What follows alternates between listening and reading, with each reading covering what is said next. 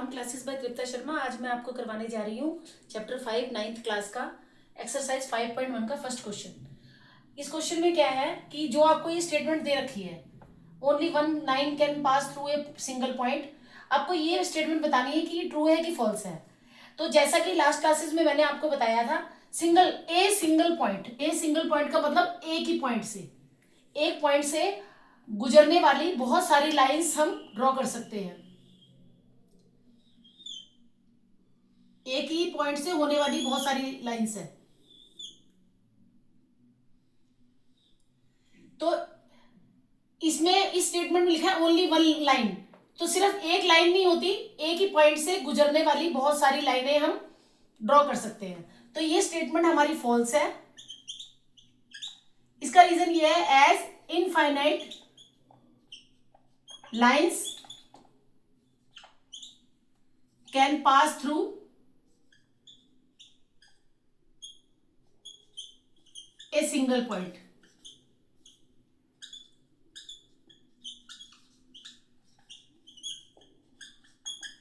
एक ही पॉइंट से गुजरने वाली बहुत सारी लाइनें हम ड्रॉ कर सकते हैं।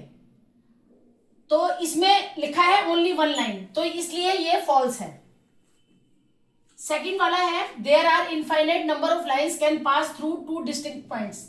लास्ट क्लासेस में मैंने जैसे आपको बताया था, डिस्टिंक्ट पॉइंट्स जो होते हैं जो डिस्टेंस पे होते हैं, जैसे ये ए है, ये बी है, ये टू डिस्टिंक्ट लाइंस है, टू डिस्टिंक्ट पॉइंट्स है।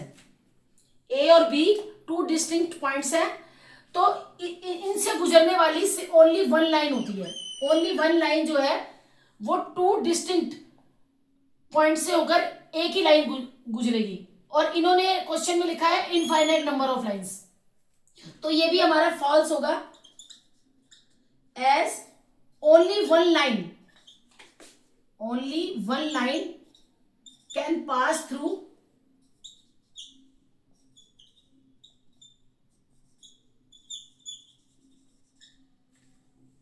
To distinct points.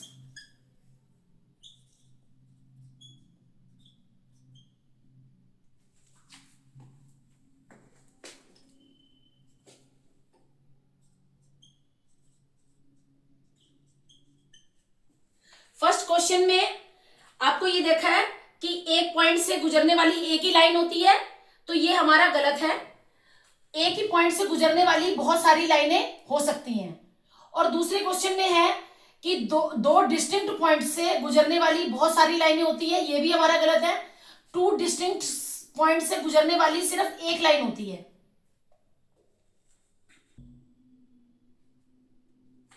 इनफाइनाइट का मतलब होता है बहुत सारी।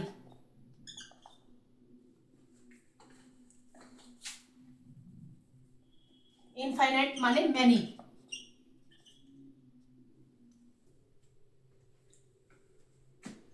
थर्ड क्वेश्चन में है, a terminated line can be produce indefinitely on both side. Last classes में जैसे मैंने आपको बताया, टर्मिनेटेड लाइन को हम दोनों तरफ से बढ़ा सकते हैं, राइट से भी। जैसे ए और बी, ये एक टर्मिनेटेड लाइन है, तो टर्मिनेटेड लाइन को हम राइट से भी बढ़ा सकते हैं, जितना चाहे उतना बढ़ा सकते हैं, और लेफ्ट से भी बढ़ा सकते हैं, जितना चाहे उतना बढ़ा सकते हैं।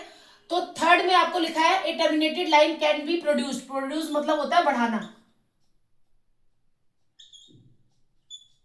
इंडेफिनेटली का मतलब जितना चाहे। हम एक टर्मिनेटेड लाइन को जितना चाहे उतना बढ़ा सकते हैं दोनों साइड से। तो ये स्टेटमेंट हमारी ट्रू है, क्योंकि जैसे कि लास्ट क्लासेस में मैंने आपको बताया था कि टर्मिनेटेड लाइन को हम राइट से भी बढ़ा सकते हैं और लेफ्ट से भी बढ़ा सकते हैं, और जितना चाहे उतना बढ़ा सकते हैं, इंडेफिनेटली बढ़ा सकते हैं। इसके फोर्थ पार्ट में है कि if two circles are equal their radii are equal. तो ये हमारा ट्रू है। ऐसा इसलिए क्योंकि दो इक्वल सर्कल जो है वो कोइंसाइड होंगे। टू इक्वल सर्कल्स जो होंगे वो कोइंसाइड होंगे। कोइंसाइड का मतलब एक सर्कल दूसरे को ढक लेगा।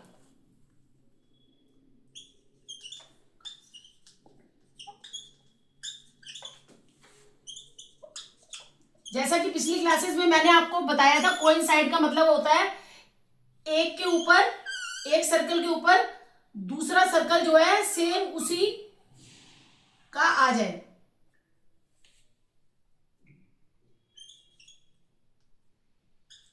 क्योंकि उनके रेडियाई जो होता है वो प्लूरल फॉर्म होती है रेडियस की।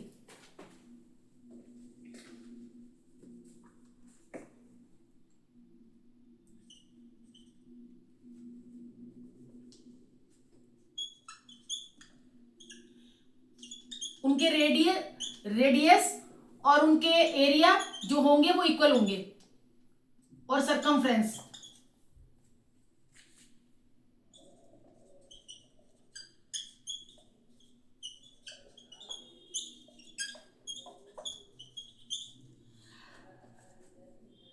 अब आप क्वेश्चन में देखो, if two circles are equal, अगर दो सर्कल इक्वल हैं तो क्या उनके रेडियाई इक्वल होंगे?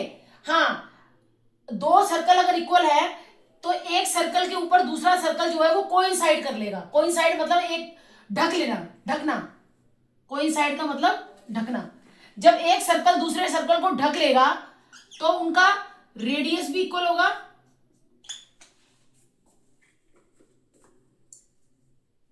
अब ये एक सर्कल है, इसके ऊपर दूसरे सर्कल ने पहले वाले सर्कल को ढक लिया, तो इसका मतलब दो इक्वल सर्कल आपस में एक दूसरे को ढक लेंगे। तो जब एक सर्कल दूसरे सर्कल को आपस में एक दूसरे को ढक लेंगे तो उनके रेडियाई भी इक्वल होंगे, उनका एरिया भी इक्वल होगा और उनके सरकमफ्रेंस भी इक्वल होंगे। इसलिए ये स्टेटमेंट जो है वो हमारी ट्रू है, क्योंकि वो दोनों सर्कल जो है वो इक्वल है। दोनों सर्कल इक्वल होने का मतलब है कि एक सर्कल दूसरे सर्कल को ढक देगा। तो जब ढक लेगा तो इसका मतलब उनके रेडियाई भी इक्वल है, उनका एरिया भी इक्वल है और उनका सरकमफ्रेंस। अब हम करवाने जा रहे हैं फर्स्ट क्वेश्चन का फिफ्थ पार्ट। इसमें दे रखा है आपको, if A B is equal to P Q, कि ए बी जो है वो पी क्यू के इक्वल है और पी क्यू जो है वो एक्स वाई के इक्वल है। तो आपको ये बताना है कि क्या A B is equal to X Y है। तो आप क्या करेंगे, पहले आप लिखेंगे कि ये पहली इक्वेशन में आपको दे रखा है A B is equal to P Q, ये आपकी हो गई फर्स्ट इक्वेशन। सेकंड में है आपकी P Q is equal to X Y, ये हो गई आपकी सेकंड इक्वेशन। तो फ्रॉम फर्स्ट और सेकंड इक्वेशन के हिसाब से, जैसे कि लास्ट क्लासेस में मैंने आपको बताया था, फर्स्ट और सेकंड इक्वेशन के हिसाब से जैसे कि लास्ट क्लासेस में मैंने आपको बताया था, इसमें फर्स्ट इक्वेशन और सेकंड इक्वेशन में कॉमन क्या है? P Q. तो जो कॉमन होता है, जो कॉमन स्टेटमेंट होती है वो रिमूव हो जाती है। तो फर्स्ट इक्वेशन में भी पी क्यू है और सेकंड इक्वेशन में भी पी क्यू है, तो पी क्यू से पी क्यू कैंसिल आउट हो गया, बचा आपका A B is equal to X Y. और जैसे कि आपका ये ऐसा इसलिए क्योंकि things which are equal to one another, things which are equal to same thing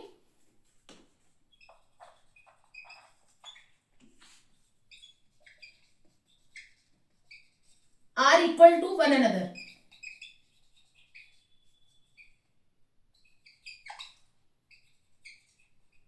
जो हमने एक्सिम्स पढ़ा था उसी में एक एक्सिम है ये।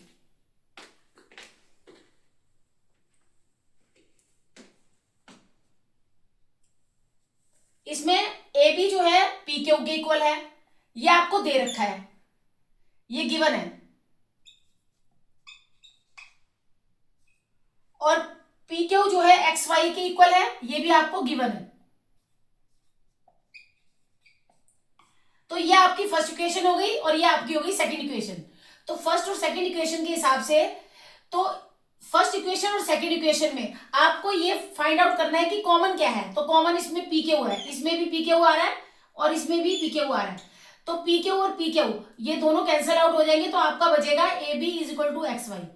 तो ए बी और एक्स वाई इक्वल है, और ये कौन सा एक्सिम है? Things which are equal to same thing are equal to one another.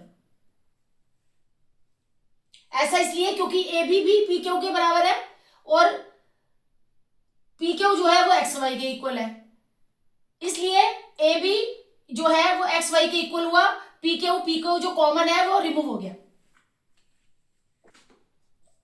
अब मैं आपको करवाने जा रही हूं define parallel lines. Second question parallel lines.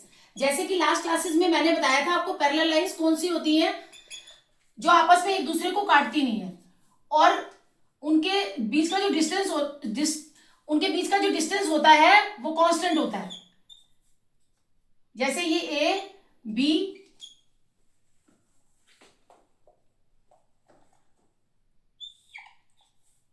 और पी क्यू, ये पैरेलल लाइंस है। और मैंने आपको बताया था पैरेलल लाइंस का साइन जो होता है वो ऐसा होता है, जैसे ये मैंने आपको शो किया।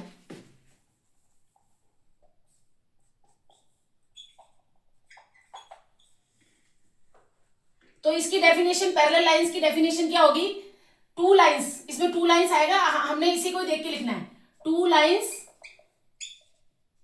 Having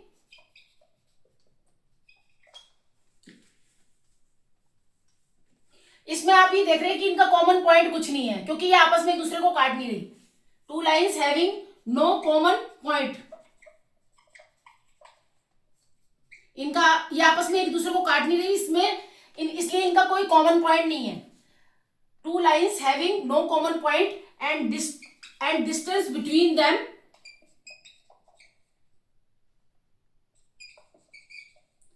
them are constant. इनके बीच का जो डिस्टेंस है वो कांस्टेंट है। कांस्टेंट मतलब जितना गैप यहां है शुरू में, उतना ही गैप बीच में है और उतना ही गैप लास्ट में है। ये दोनों लाइनें जो है वो सेम गैप पे है।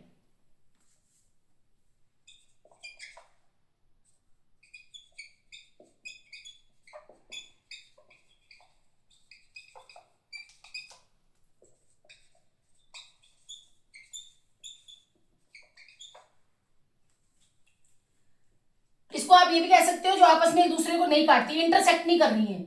ये लाइनें आपस में एक दूसरे को इंटरसेक्ट नहीं करती और इस लाइन और इस लाइन में जो डिस्टेंस होगा वो सेम होगा, शुरू में भी, बीच में भी, लास्ट तक सेम डिस्टेंस पे है ये लाइनें। और इसकी आप डेफिनेशन में ये लिखेंगे, two lines having no common point, ऐसी दो लाइनें जिनका कोई कॉमन पॉइंट नहीं है, एंड डिस्टेंस बिटवीन देम, और उनके बीच का जो डिस्टेंस है वो कांस्टेंट है। कांस्टेंट मतलब सेम है, आगे तक सेम है, आर कॉल्ड पैरेलल लाइंस। अब सेकंड डिफाइन है आपका परपेंडिकुलर लाइंस।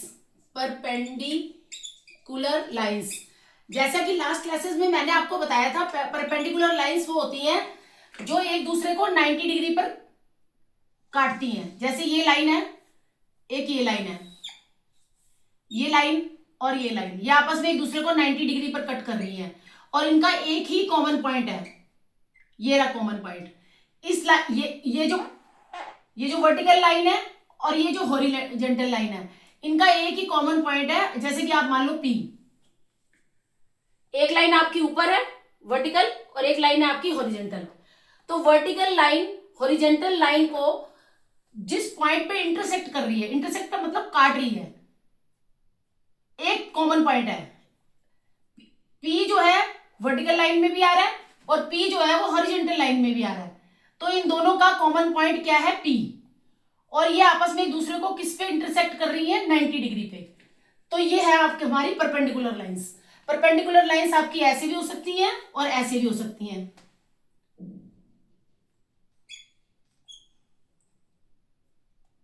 और ऐसे भी हो सकती हैं, ये भी 90 डिग्री, ये भी परपेंडिकुलर लाइन है, ये भी परपेंडिकुलर लाइन है और ये भी परपेंडिकुलर लाइन है। तो जैसा हमने ये शो किया वैसे ही इसकी डेफिनेशन लिखेंगे हम। आप ये लिखेंगे टू लाइंस, जैसे कि आप फिगर में देख रहे हैं, टू लाइन है, ये भी टू है, 1 2, ये भी टू है, 1 2, ये भी 1 2, टू लाइंस है। टू लाइंस हैविंग, आपको इसको देख के ही डेफिनेशन लिखनी है, two lines having one common point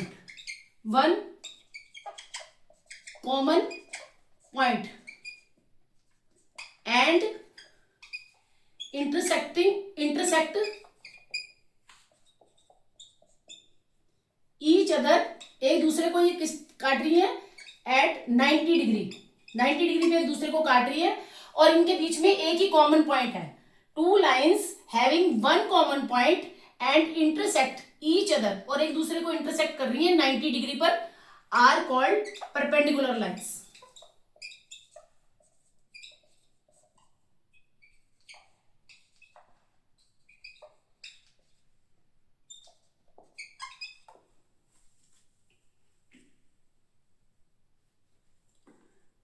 two lines having one common point and intersect, intersect मतलब काटना, इंटरसेक्ट ईच अदर, एक दूसरे को 90 डिग्री पे कट कर रही है, उनको कहते हैं perpendicular lines.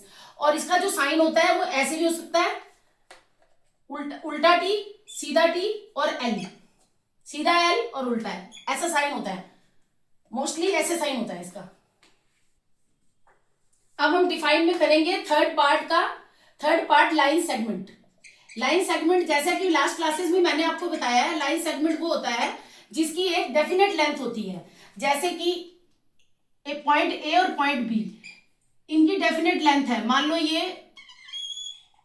Point A B जो है मान लो 3 सेंटीमीटर है,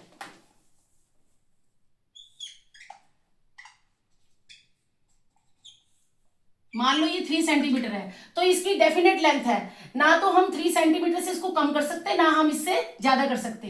तो लाइन सेगमेंट वो होता है जिसकी एक डेफिनेट लेंथ होती है और जिसके 2 एंड पॉइंट होते हैं। इसका पहला आप पॉइंट लिखो, इट हैज डेफिनेट लेंथ।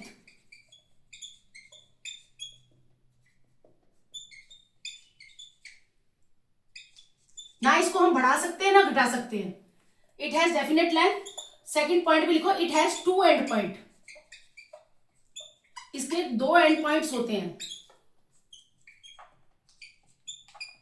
जैसे कि आपको मैंने लाइन का बताया था, लाइन को हम राइट से भी बढ़ा सकते हैं और लेफ्ट से भी बढ़ा सकते हैं, लेकिन ये लाइन सेगमेंट को की डेफिनेट लेंथ होती है, इसको ना हम बढ़ा सकते ना घटा सकते, इसकी जो लेंथ दे रखी है उतनी ही रहेगी।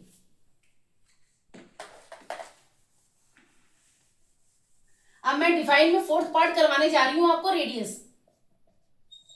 जैसा कि लास्ट क्लासेस में मैंने आपको बताया था, रेडियस क्या होता है, जो सेंटर से सर्कल तक का जाता है। ये रहा सेंटर ओ, सर्कल का सेंटर ओ, और ये पी, ये सर्कल को जा रहा है। तो रेडियस की आप डेफिनेशन क्या लिखेंगे, द डिस्टेंस, कहां का distance, the distance from centre of the circle, centre of, आपने डेफिनेशन लर्न करने में कुछ नहीं है, आप फिगर देख देख के ही डेफिनेशन आपको समझ जानी है, तो वही है, वैसे याद हो जाएगा आपको, फिगर देख के ही हो जाएगा। जैसे ये सेंटर है, सेंटर ओ है, और ओपी जो है वो रेडियस है, लास्ट क्लासेस में मैंने आपको समझाया। ओ जो है वो सेंटर है, सेंटर ऑफ सर्कल, और ओपी जो है वो रेडियस है। तो जो डिस्टेंस सेंटर से लेकर सर्कल तक को जाता है उसे हम रेडियस कहते हैं। The distance from centre of circle to the circle, जो सेंटर ऑफ सर्कल से लेकर सर्कल को जाता है, सेंटर ऑफ सर्कल से सर्कल को जाता है, the distance from centre of circle to the circle is called radius. अब जैसे इसमें ओपी रेडियस है, तो आप रेडियस ये भी डाल सकते हो, ओआर भी रेडियस है, ओएस कर दोगे, ओएस भी रेडियस है, क्योंकि मेन है ये कि आपको सेंटर से लेकर सर्कल तक को जो पॉइंट जाता है, सेंटर से लेकर सर्कल तक को जो पॉइंट जाता है, ओआर रेडियस है, ओएस रेडियस है। अब यहां पर ओ एम लिख दो, ओ एम रेडियस है, ओ एम रेडियस है।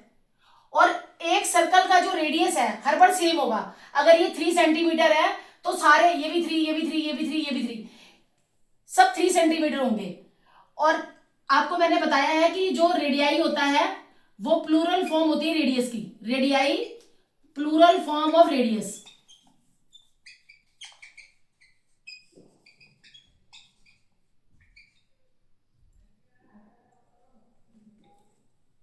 इसमें सारे रेडियाई इक्वल हैं, O R is equal to O S is equal to O M is equal to O M and so on. Next definition है आपकी square की। Square last classes में भी मैं आपको समझा चुकी हूं कि स्क्वायर क्या होता है। स्क्वायर वो होता है जिसकी सारी साइडें इक्वल होती हैं। स्क्वायर ये है स्क्वायर, स्क्वायर की सारी साइडें इक्वल होती हैं। मान लो ये 3 सेंटीमीटर है तो ये सब 3 होगा, ये मान लो ए बी 3 है, बी सी भी 3 है, सी डी भी 3 है और ए डी भी 3 है। स्क्वायर की सारी साइड इक्वल होती है और स्क्वायर का हर एंगल 90 डिग्री का होता है। और जो स्क्वायर के डायगोनल है वो इक्वल होते हैं लेंथ में। ये स्क्वायर का डायगोनल है बीडी और एसी, स्क्वायर के डायगोनल इक्वल होते हैं और बाइसेक्ट करते हैं 90 डिग्री पर। यहां बीच में जैसे ओ पॉइंट है, पीछे भी मैंने आपको सारी प्रॉपर्टीज बताई हैं। तो इसमें लिखना है all sides are equal in square. Square के अंदर ऑल साइड्स जो होती हैं वो इक्वल होती हैं, all sides are equal. Second है each angle is 90 degree, each angle of square is 90 degree.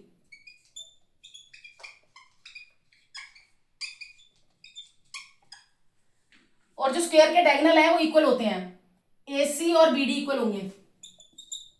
Diagonals of square are equal, diagonals of square are equal. Square के डायगोनल इक्वल होते हैं। जैसे स्क्वायर के डायगोनल क्या है, इसमें एसी और बीडी जो है वो इक्वल होंगे। थर्ड है स्क्वायर के जो डायगोनल है वो बाइसेक्ट करते हैं 90 डिग्री पर। Diagonals of square are bisect, bisect का मतलब दो हिस्सों में बांटते हैं, दो हिस्सों में काटते हैं आपस को, आपस में दो हिस्सों में, डायगोनल जो है दो हिस्सों में एक दूसरे को काटते हैं 90 डिग्री पर। Diagonals of square are bisect each other, एक दूसरे को काटते हैं एट 90 डिग्री, 90 डिग्री पर बाइसेक्ट होते हैं। या आप कह लो परपेंडिकुलर बाइसेक्ट करते हैं, वो एक ही बात है। Bisect each other at 90 degree भी लिख सकते हैं और इसको ये लिख सकते हैं आप perpendicular bisector, perpendicular bisect, perpendicular bisector.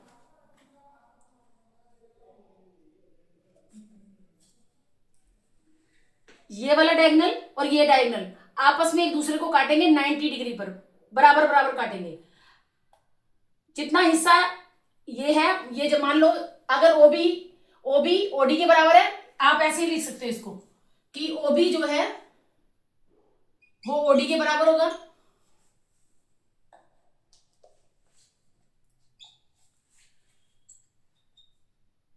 एओ ओसी बराबर होगा, ये आपस में सब बराबर होंगे।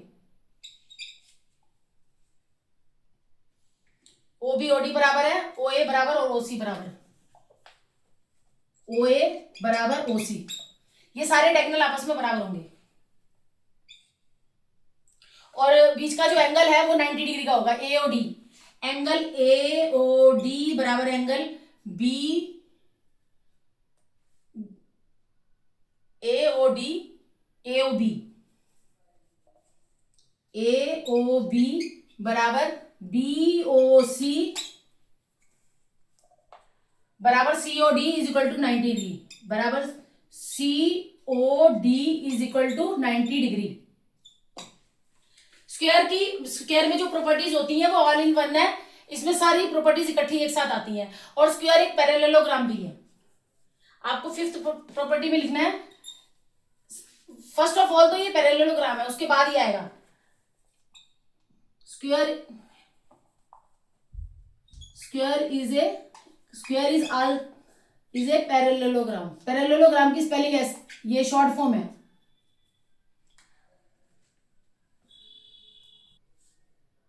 स्क्वायर की सारी साइडें इक्वल है, हर एंगल 90 डिग्री का होता है, इसके डायगोनल इक्वल होते हैं।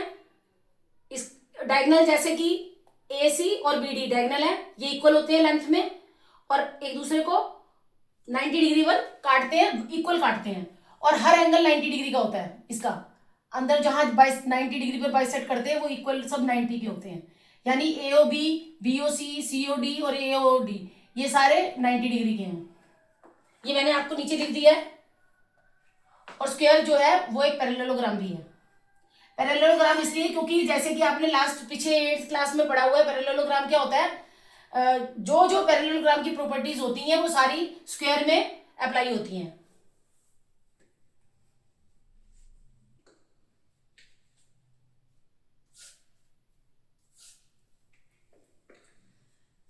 अब मैं आपको करवाने जा रही हूँ फोर्थ क्वेश्चन। फोर्थ क्वेश्चन में लिखा है if a point C lies between two points A and B. पहले आपको ए और बी दो पॉइंट डालने हैं। वो ये कह रहा है कि ए और बी दो पॉइंट है, ये ए पॉइंट है और ये बी पॉइंट है।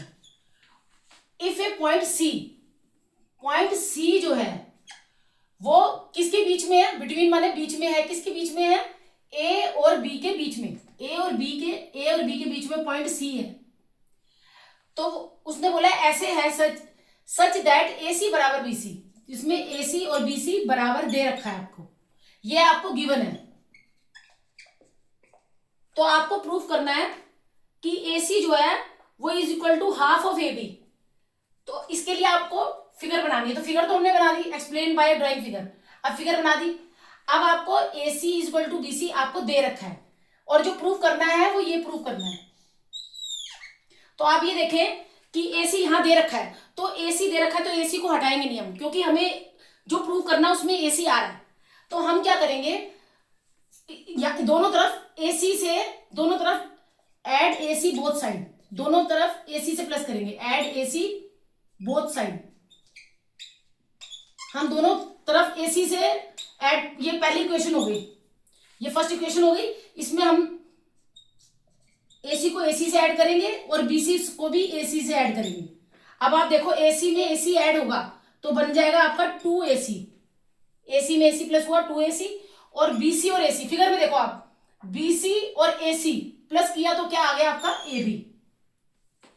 आप देखो BC प्लस AC, ये BC है और ये AC, तो BC में AC प्लस करने पर आपका AB आ गया, तो आप इसको AB लिख सकते हैं। ठीक है। अब ये 2AC में जब मैंने आपको बताया था जब कोई साइन नहीं होता तो मल्टीप्लाई होता है, तो 2AC में कोई साइन नहीं है तो यहां हम क्या मानेंगे, इसको क्या मानेंगे, मल्टीप्लाई। अब जब मल्टीप्लाई है, इक्वल से पहले मल्टीप्लाई होता है तो इक्वल के बाद डिवाइड में चला जाता है वो। तो ये जो मल्टीप्लाई का 2 है ये डिवाइड में 2 आ गया, तो जो हमने प्रूव करना था वो हमारा आ गया, AC is equal to half of AB। अब नीचे 2 दिया हुआ है तो इसको हाफ कहते हैं, अगर ऊपर 2 होगा तो ये 2 टाइम्स हो गया। अब ये मल्टीप्लाई का 2 इक्वल से पहले है और हमने ये 2 को इक्वल के बाद लेके आना है, तो जब हम इक्वल के बाद लेके आएंगे इसको तो ये मल्टीप्लाई का 2 इक्वल के बाद यहां डिवाइड में आ जाएगा। तो जो हमें प्रूफ करना था AC is equal to half of AB वो हमारा आ गया, हेंस प्रूव्ड।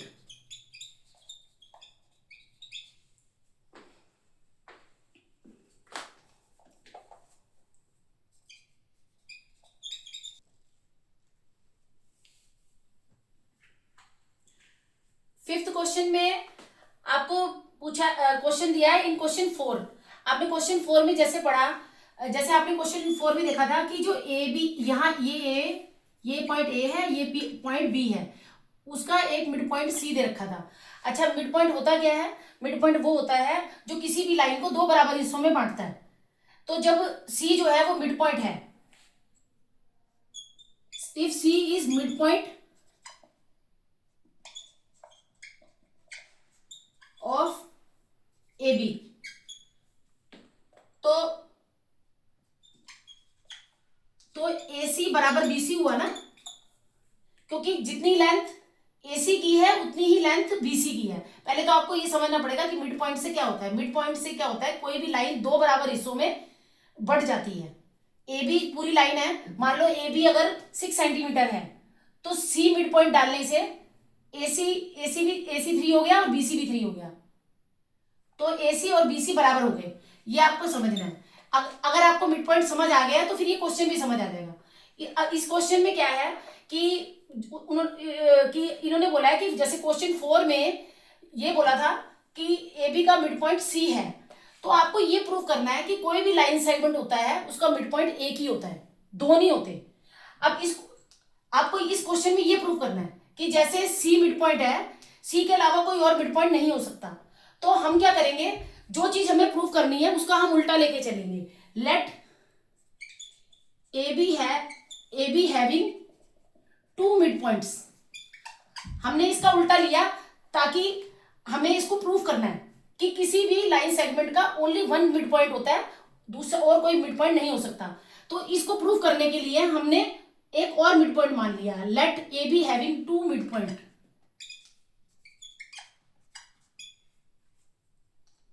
एक इस पे एक पॉइंट ले लिया हमने डी, तो एक मिड पॉइंट हमने डी लिया, सी एंड डी। अब जब हमने मिड पॉइंट सी लिया, तो जैसे आपको मैंने बताया है कि मिड पॉइंट लेने से ए सी बराबर बी सी है। ए सी बराबर बी सी क्यों है? क्योंकि C is mid point of A B. अब हमने डी मिड पॉइंट लिया, तो कहने का मतलब है कि ए डी बराबर बी सी होना चाहिए, क्योंकि डी इज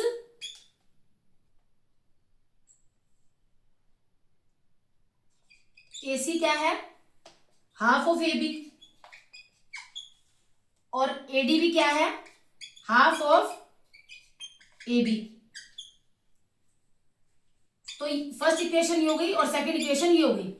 तो फर्स्ट इक्वेशन ए सी जो है वो भी ए बी का हाफ है, क्योंकि सी जो है वो मिड पॉइंट है, और ए डी जो है वो भी हाफ ऑफ ए बी है, क्योंकि डी जो है वो मिड पॉइंट माना है हमने। तो फर्स्ट और सेकंड इक्वेशन के हिसाब से, जैसे कि मैंने आपको बताया था कि जो चीज कॉमन होती है वो कैंसल आउट हो जाती है। हाफ ऑफ ए बी यहां भी है, हाफ ऑफ ए बी यहां भी है, तो ये दोनों कैंसिल होके आपका आ गया ए सी बराबर ए डी। इसका मतलब C and D are coincide का मतलब ये सी और डी एक दूसरे के ऊपर है, उनमें कोई गैप नहीं है। यानी आप सी मिड पॉइंट मानो या डी मिड पॉइंट मानो, तो इसका मतलब यही हुआ, C and D are coincide to each other. C के ऊपर डी आ रहा है, कोइंसाइड का मतलब सी के ऊपर डी जो है वो सी को ढक रहा है, और सी डी को ढक रहा है, डी सी को ढक रहा है, यानी सी पॉइंट के ऊपर ही डी पॉइंट है। कोइंसाइड का मतलब पिछली लास्ट क्लासेस में आपको मैंने बताया था, ढकना। सी के ऊपर ही डी है, इसलिए therefore every line segment has only one midpoint. Every line segment has only one midpoint.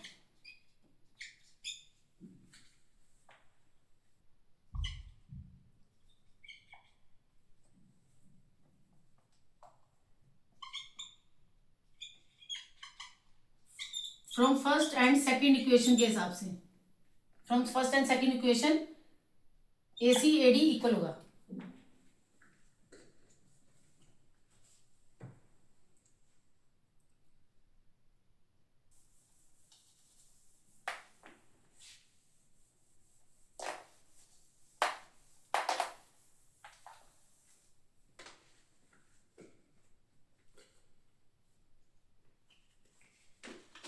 इसलिए ए सी बराबर हाफ ऑफ ए बी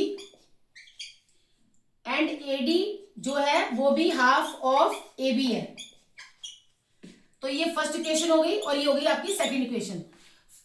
तो फ्रॉम फर्स्ट और सेकंड इक्वेशन के हिसाब से, जैसे सी तो मिड पॉइंट है ए बी का, तो सी जब ए बी का मिड पॉइंट है तो ए सी बराबर बी सी हुआ। लेकिन क्वेश्चन में ये बोला है आपको ये प्रूफ करना है कि किसी भी लाइन सेगमेंट का मिड पॉइंट एक ही होता है। तो इसके लिए हमने ए बी का एक मिड पॉइंट सी तो है ही है, दूसरा एक और हमने ले लिया डी। तो जब हमने डी एक मिड पॉइंट और लिया, तो जब ए सी हाफ ऑफ ए बी हुआ, मिड पॉइंट का मतलब है ए बी पूरी लाइन का आधा है, ए सी जो है वो मिड पॉइंट है, वो किसका मिड पॉइंट है? ए बी का। तो अब हमने एक पॉइंट डी ले लिया, दूसरा एक और मिड पॉइंट, तो ए डी बराबर हाफ ऑफ ए बी हो गया। तो ये पहली क्वेश्चन हो गई, ये हो गई दूसरी क्वेश्चन। तो पहली और दूसरी क्वेश्चन के हिसाब से ये जो कॉमन है half of A B, half of A B, ये कैंसल आउट हो गया, तो बचा आपका ए सी और ए डी। तो फ्रॉम फर्स्ट और सेकंड इक्वेशन के हिसाब से ए सी और बी डी, ए सी और ए डी बराबर हुआ। इसके मतलब C and D coincide to each other. C के ऊपर ही डी है और सी मिड पॉइंट है, इस सी के ऊपर ही डी आ रहा है। क्योंकि ऐसा इसलिए क्योंकि ए सी और ए डी बराबर है। C and D coincide to each other.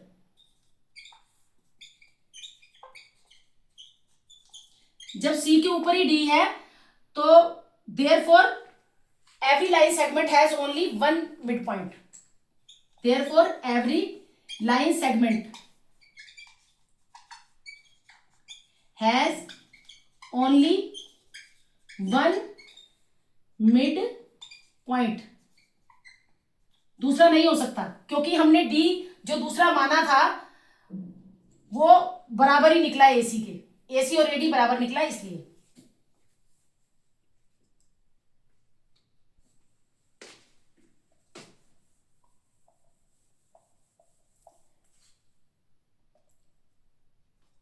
तो आप इसमें ये देखें कि जो AC है, AC में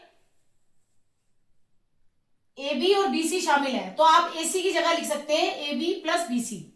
AB प्लस BC। AC किसके बराबर है? AB प्लस BC के is equal to BD। BD में क्या आएगा? BC और CD। BC और CD। तो अब आप ये देख रहे हैं कि इक्वल से पहले भी BC है और इक्वल के बाद भी BC है। तो BC से BC कैंसिल हो गया तो AB is equal to CD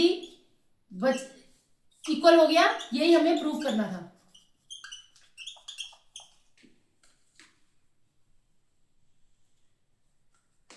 आपको क्वेश्चन में दे रखा है AC और BD इक्वल है और आपको प्रूव करना है कि AB और CD इक्वल है। तो आप पहले आप ये लिखो कि आपको क्या दे रखा है। आपको दे रखा है कि AC और BD इक्वल है, ये आपको दे रखा है। अच्छा, AC में क्या देखो, AC में AC आपका यहां से लेकर यहां तक है। AC के अंदर आपका एक तो ये AB आ रहा है और एक आ रहा है BC। तो AC की जगह आप लिख सकते हैं AB प्लस BC और BD की जगह आप लिख सकते हैं ये BD की जगह आप लिख सकते हैं BC प्लस CD। तो इक्वल से पहले भी BC प्लस में है, इक्वल के बाद भी BC प्लस में है। तो BC से BC कैंसिल आउट हो गया तो आपका बचा है AB is equal to CD। यही आपको प्रूफ करना था।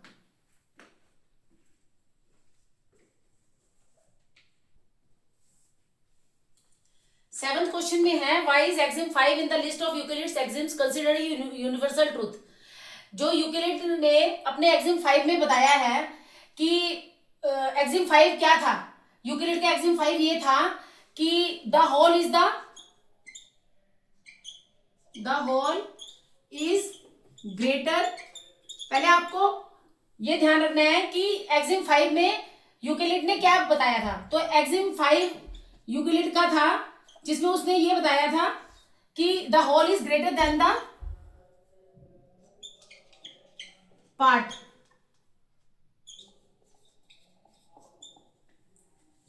जो होल होता है वो बड़ा होता है उसके हिस्से से। जैसे कि मैंने आपको बताया था ये ग्लोब है, ये ग्लोब है।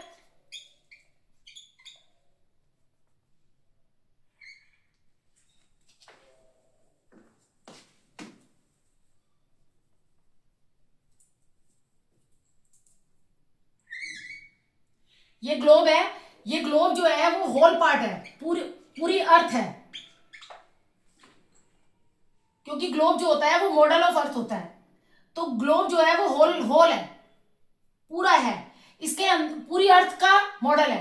लेकिन इसके अंदर अगर हम इंडिया निकाल लें, इंडिया जो है वो एक पार्ट है इसका। इस ग्लोब में इंडिया जो है वो एक पार्ट है। एक पार्ट मतलब एक हिस्सा है। तो यूक्लिड ने अपने एक्सिम 5 में ये बताया है कि जो हिस्सा होता है वो छोटा होता है और जो होल होता है वो बड़ा होता है। The whole is greater than the part. तो यानी ग्लोब जो है वो बड़ा है इंडिया से, यानी पार्ट से। पूरा ग्लोब, पूरी जो अर्थ है वो बड़ी है इंडिया से। तो ये उसने अपने एक्सिम 5 में बताया है। तो ये यूनिवर्सल ट्रूथ इसलिए है क्योंकि it is true for anything in the world. हर तरफ दुनिया में, हर तरफ यही समझा जाता है कि जो पूरी चीज पूरा होता है वो हिस्से से बड़ा होता है। तो इसलिए it is true for anything in the world.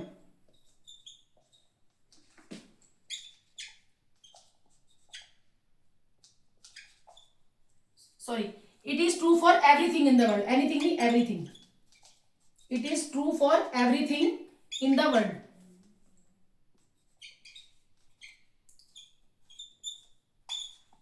So it is universal truth.